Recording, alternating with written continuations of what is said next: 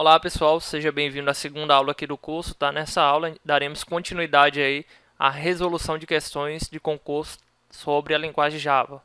Vamos começar aqui então com a questão número 2. Questão número 2, assinale a opção que apresenta corretamente a saída gerada pelo código Java precedente. O que a gente tem aqui, pessoal? Vamos analisar esse código, tá? Temos uma classe com o nome GeraNúmeros, tá? E essa classe, pessoal, vocês se lembram que a gente falou do modificador de acesso e quando ele é omitido, automaticamente, por padrão, o modificador que está sendo utilizado aí é o modificador público, tá? Nesse caso, pessoal, nós temos aqui uma classe pública, tá? Que tem um método static void main, tá? Esse método void main aí, nesse caso, tá? É o método principal de execução de uma classe, tá? Se você não tem nenhum método main dentro de sua classe, isso indica que você não tem um método de execução principal daquela classe, tá? Nesse caso, a gente tem o método static void main, tá? Nós temos aqui a possibilidade, entre parênteses, tá? Temos aqui um parâmetro de strings args, tá? Nesse caso, pessoal, esses argumentos aqui são argumentos que você pode, caso queira executar esse script aí por meio de linha de comando, tá? Você pode interagir de forma intuitiva, tá? Por meio desse script e passar alguns valores em tempo de execução, tá? Quando você executar aí via terminal, por exemplo, tá? Então esses args aí seriam os argumentos que você pode estar utilizando em uma determinada execução de um script, tá certo? Ok, então nós temos aqui uma variável com o tipo de dado inteiro, tá? Variável com o nome num. Posteriormente, na linha abaixo, estamos atribuindo, tá?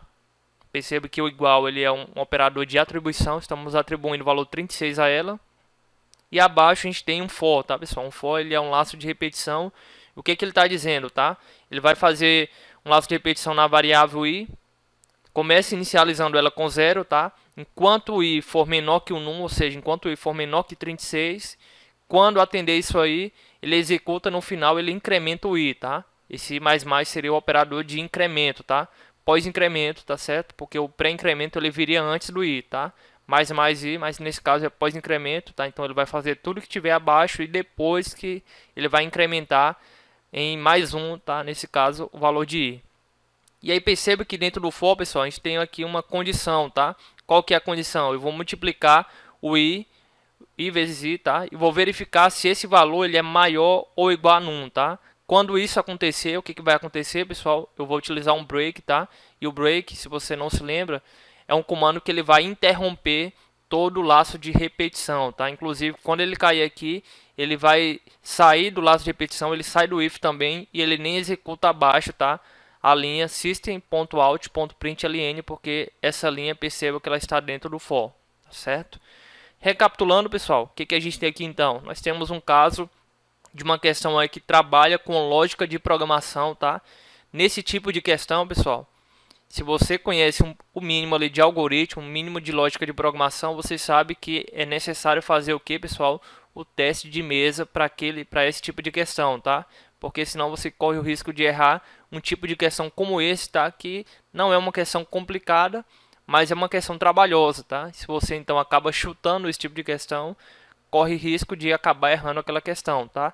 A ideia aqui é o que, pessoal? Quando ele coloca o system.out.print, tá? Nesse caso aqui é o comando de saída em que vai estar apresentando o resultado final da variável i, tá? Ele quer verificar pra gente, pessoal, quais seriam as iterações que estarão ocorrendo aí dentro desse código, tá? E aí ele vai te dar aqui na alternativa, letra A, 36, letra B, 1, 2, 3, 4, 5, 6, letra C, 1, 2, 3, 4, 5, tá? Letra D, 0, 1, 2, 3, 4, 5, ou letra E, 0, 1, 2, 3, 4, 5, 6. Primeiramente, pessoal, perceba que quando ele está pedindo aqui o system.out.print, ele está pegando o valor de i, tá? E é o valor de i que a gente está trabalhando com o for, tá? O que nós temos no for? Primeiro temos aqui a declaração e a inicialização da variável i, tá? Perceba que estamos declarando ela com o tipo inteiro e estamos inicializando com o valor 0, tá? E aí depois vamos estar ali criando a condição enquanto esse i seja menor que 36 e depois a gente vai pós-incrementar essa variável, tá? Mas eu quero que você preste atenção no primeiro parâmetro, tá? Nesse caso, int i igual a 0, tá? Nesse caso, pessoal, o que está acontecendo aqui? O que está acontecendo aqui é o que? que de fato a variável i ela está começando com zero, tá? Então logo se ela começa com zero, a nossa iteração inicial, nossa primeira iteração terá o valor zero, tá? Então nesse caso, pessoal, a gente já pode descartar aqui a letra A, 36, já pode descartar a letra B e a C, pois a gente sabe que o primeiro valor aqui da iteração será o valor zero, tá? E aí, pessoal, eu vou passar esse slide aqui só para que você veja como que ficaria o teste de mesa desse algoritmo, desse script, tá? E aí você vai acompanhar junto comigo como seria a execução desse código. Olha só, pessoal, na primeira iteração nós teríamos o valor zero, tá? Então, 0 é menor que 36, ele executaria a condição if. Então, a condição if é o quê? I vezes i, se for maior ou igual a 1, a gente para a execução. Se não for, a gente continua, tá? Então, 0 vezes 0, resultado 0, tá? Condição 2, então. Perceba que agora na condição 2, depois que eu executar o for, tá? Eu tenho que incrementar o valor de i. Nesse caso agora o valor de i será 1, tá? Então, novamente, 1 vezes 1 ainda não é maior que igual a 36, então a gente continua, resultado 1, tá? Na iteração número 3, perceba que a gente incrementou o valor de 1, agora será 2, então, novamente, 2 vezes 2, 4, 4 ainda não é maior que 36, então a gente continua na iteração 4, tá? Na iteração 4, o i que era 2 vai ser 3 agora, então 3 vezes 3, resultado 9, tá? Iteração 5, 4 vezes 4, 16, então ainda não é maior ou igual a 36, então a gente continua. Na iteração número 6, tá? Agora o nosso i ele já é 5, tá? Então 5 vezes 5, resultado 25, ainda não entra no laço na condição if, tá? Então continuamos. Iteração número 7, pessoal, agora nós temos aqui o nosso i valendo 6, tá? A ideia aqui é o que, pessoal? Agora quando eu multiplicar 6 vezes 6, que é 36, tá? Agora perceba que 36 ele não é maior que 36, mas ele é igual que 36, tá? Logo ele atende a condição do if. Nesse caso ele vai entrar no break, tá, pessoal? E o que vai acontecer com o break? Quando for executado o break, ele nem entra na linha posterior, tá? Porque o break ele ele cancela a iteração do for atual, tá certo? Na verdade ele cancela o laço de repetição como um todo e não apenas só a iteração, tá? Nesse caso então, pessoal, a linha abaixo, tá, que é o system.out.print, nem será executada, tá, pessoal? Porque ele entrou aqui na condição, veio o break, tá? Então, por via de regra, tá, pessoal? Como a questão está querendo aqui o valor de i, a gente vai pegar a primeira iteração, o valor 0, a segunda iteração, o valor 1, terceira iteração, valor 2, quarta iteração, valor 3, quinta iteração, valor 4 e sexta iteração, valor 5, tá? Por que eu não pego o valor do 7 aqui? Porque a iteração 7, ela entrou no laço, na condição aqui do if, tá?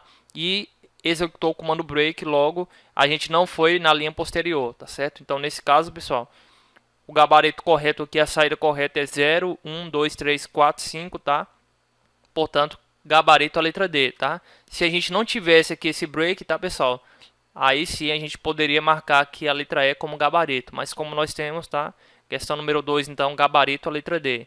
Perceba, pessoal, que uma questão como essa, né, relativamente simples, mas que a gente precisa, né, colocar no teste de mesa para que a gente não tenha nenhuma dúvida, tá?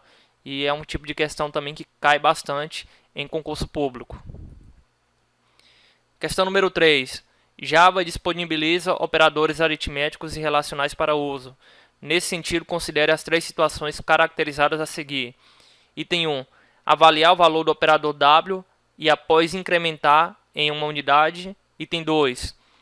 Retornar true se x é diferente de y. Item 3. Obter o resto da divisão de x por y. E aí ele pergunta: as sintaxes empregadas nas situações 1, 2 e 3 são respectivamente... Vamos lá. Primeiramente, pessoal, o item 1 aqui é avaliar o valor do operador W e após incrementar em uma unidade, tá? Isso aí é o que a gente chama de pós-incremento, tá, pessoal? O pós-incremento é quando nós temos a variável primeiro e depois temos o mais, tá? Se fosse o contrário, se fosse o pré-incremento, a gente tinha que ter o mais, o W, tá certo? Como ele está falando aqui que a variável é W, então a gente vai verificar que a letra A, por exemplo, a letra B, já podemos eliminar, tá? Porque na letra A e na letra B a gente tem aqui um operador de pré-incremento, tá? A gente tem um incremento antes da variável. O que a gente quer, o pós-incremento, é o incremento depois da variável, tá? Então o item A e o item B está errado, tá? Item 2, retornar true se x é diferente de y, tá? Pessoal, na linguagem Java, o operador diferente ele é utilizado com ponto de exclamação igual, tá? Não é se menor ou maior que, como está aqui na letra C. Portanto, a gente pode eliminar a letra C e vamos ficar aqui apenas com a letra D e com a letra E, tá certo? E o item 3 diz o que, pessoal? Obter o resto da divisão de x por y, tá? Para a gente obter o resto da divisão de x por y, tá? Ou o que a gente chama de módulo, tá certo? A gente utiliza aí, pessoal, o operador percentual, tá? Então, nesse caso aí, teremos como gabarito a letra D, tá? Pós-incremento, W++, x diferente de y, x, ponto de exclamação igual a y, tá? E por último, resto da divisão de x por y, a gente utiliza aí o operador percentual, nesse caso, pessoal, questão número 3, gabarito, letra D. Questão número 4. Os modificadores de acesso são padrões de visibilidade de acesso às classes, atributos e métodos. Esses modificadores são palavras-chave reservadas pelo Java, ou seja, palavras reservadas não pode ser usada como nome de métodos, classes ou atributos. Os modificadores de acesso são classificados conforme as descrições abaixo. Item 1. Indica que o método ou variável só pode ser acessado de dentro da classe que os criou. Uma classe que herde de uma superclasse com atributos declarados de acordo com esse modificador só poderá ter acesso a eles através dos métodos públicos da própria superclasse, caso contrário, não haverá acesso a esses atributos. Item 2. Indica que o método ou variável assim declarada possa ser acessada somente dentro do pacote em que está contida através de uma subclasse. Item 3. Indica que a classe método ou variável assim declarada possa ser acessada em qualquer lugar e a qualquer momento de execução do programa. Os modificadores de acesso descritos como 1, 2 e 3 são denominados respectivamente. Aí ele dá aqui, letra A, Protected, Public e Static. Letra B, Dynamic, Private e Protected. Letra C, Public, Static e Dynamic. Letra D, Private, Protected e Public. Letra E, Static, Dynamic e Private. Questão bem tranquila, tá, pessoal? Embora a descrição aqui possa ter causado aí uma confusão ou outra, tá? Mas a gente vai aqui para as alternativas, tá? E aquela que não representar o modificador de acesso, a gente vai eliminar. Então a letra B ela tem o Dynamic, tá? Dynamic não é um modificador de acesso, pode ser eliminado então. Na letra C tem o Dynamic também, pode ser eliminado, tá? E na letra E também, tá, pessoal? Então perceba aí que a gente tem a letra B, a letra C e a letra E, tá? Além disso, pessoal, a gente tem a letra A aqui, que a letra A tem o static, tá? O static ele é realmente uma palavra reservada da linguagem Java, mas para definir que algum atributo ou método ele é estático, tá? Ele é um atributo ou método de classe e não que está relacionado aí ao modificador de acesso. Portanto, o item A também, tá? A gente vai eliminar ele, tá certo? Então, logo, ficou para a gente apenas a letra D. Questão bem simples que a gente respondeu aí sem sequer analisar a questão, tá? E aí a letra D diz que o item 3 é o public, o item 2 é protegido, tá? Porque aqui ele tem a questão de trabalhar com as classes do mesmo pacote, tá? E trabalhar de certa forma com herança. E o item 1, que é mais restrito, tá? Ele está relacionado aí ao modificador de acesso privado, nesse caso, pessoal, questão 4 aqui, gabarito letra D. Questão 5. Para clonar um vetor, array de inteiros, em Java emprega-se a seguinte estratégia. Letra A, chamar o método clone usando a referência para o vetor. Letra B, implementar a interface comparable. Letra C, fornecer o vetor como argumento para o método. Ou letra D, implementar a interface serializable. A forma mais fácil, tá, pessoal, para clonar um array utilizando a linguagem Java é utilizar o método clone, tá? O método clone ele serve exatamente para isso, tá? Ele vai criar uma cópia de um array para outro, tá? E assim a gente consegue criar uma cópia de um array para outro array utilizando o método clone. Portanto, gabarito da questão número 5, letra A. Questão número 6. Em Java, para identificar quantos caracteres existe uma string, utiliza-se o método, letra A, charin, B, charete, letra C, length, ou letra D, size. Primeiro, tá, pessoal, que quando se trata de uma string, a gente sabe que uma string é uma classe, tá? Não é um tipo primitivo. E de uma string a gente não tem dois desses métodos, tá? Não temos o método charin e nem o size, tá? A gente tem apenas o charete, tá? No caso, para ele capturar dentro de uma string uma posição que a gente quer retornar, tá? Lembrando que a posição ela vai começar principalmente e originalmente aí na posição 0. E o length, para basicamente, que responde a questão aqui, que ele vai identificar o tamanho de uma string, tá? Quantas letras, né, que a gente tem naquela string. Nesse caso, pessoal, respondendo a questão número 6 aqui, a gente tem um gabarito letra C, tá? O length ele vai, de certa forma, identificar o tamanho de uma string, tá? Portanto, gabarito letra C. Questão número 7. Qual é a sintaxe correta para se criar uma classe abstrata em Java? Letra A, abstract class nome. Letra B, abstract class nome. Letra C, class nome abstract. Letra D, class nome abstract, tá? Considerando aí que algumas palavrinhas estão com a primeira letra maiúscula e outras minúsculas, tá? A ideia, pessoal, é o quê? É que a gente trabalha a palavra reservada aqui, boa parte das palavras reservadas, em seu formato minúsculo, tá? Como, por exemplo, abstract, que é uma palavra reservada que vai indicar uma classe abstrata, e class, que vai uma palavra que indica que ali está sendo criada uma classe, tá? Então, nesse caso, a gente já pode descartar a letra A, porque o abstract, o A está com maiúsculo, tá?